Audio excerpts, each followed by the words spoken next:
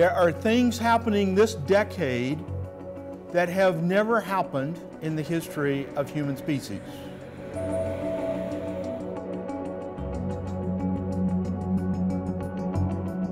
We really cannot allow ourselves to think that we can continue with business as usual in providing services and programs.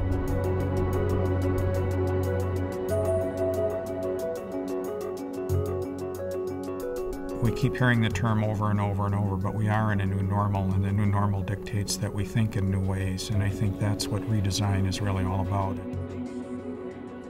It's, time to look and say, are we delivering these services in the best way possible?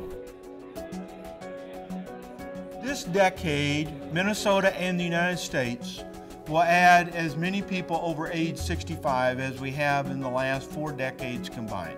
There's less money available. Everything that goes into the stew of government services is changing, and it's going to have to be kind of the willingness of the people in the community to change as well. We've got a very, very large number of people that are poised right now on the verge of retirement. Workforce growth is going to dramatically slow to record low levels by the end of this decade. And in fact, government revenue growth is probably going to slow down even more than overall economic growth. How to pay for past promises will become increasingly the issue that we will be dealing with in the United States. The situation is neither bad nor good.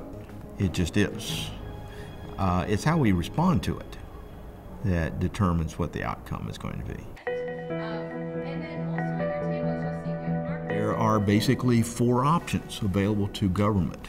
One is to cut government services. Another is to raise taxes. And to this point, those have been posed as the only 2 solutions.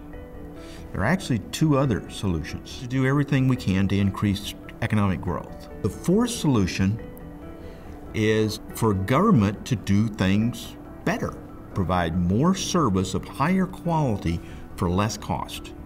We all have to start working together to solve each other's problems.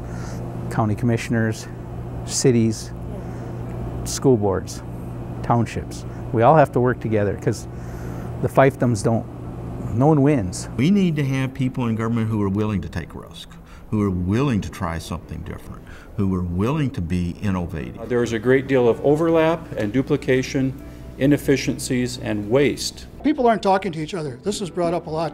I don't think we share enough ideas. You can share a lot of services below the surface. You can still have a city, you can still have a boundary, you can still have your identity, but maybe all of your services are provided jointly through joint police, joint fire, joint public works. So you lower your costs by spreading it to a larger size, but you still maintain your identity. The jurisdictional boundaries that are drawn for us are artificial. We can work across those boundaries. Those boundaries may identify us, but they don't define us. Somehow we have to get people to realize that we've got to make some changes in order to stay alive. The greatest barriers are attitude, turf battles, whether it be between departments, agencies, entities, attitudes culturally that we have to have our own police force, our own fire department, our own snow plowing services, all of that why can't we work together with these other entities that do really the same exact thing. Together we can accomplish a lot more than we could as individuals or as individual organizations. The really key element is building the relationships so that people will work together, talking about we instead of me. An idea we might have that we should do something this way might already be happening and we just don't know it. We're going to have to work much more closely with the customers, the citizens, on what it is they perceive they need and how to get that to them. We are one Minnesota community. That how do we solve these problems together? We'll figure out a way. This really isn't new. We've done this throughout our history as a state and as a culture, and we'll do it again.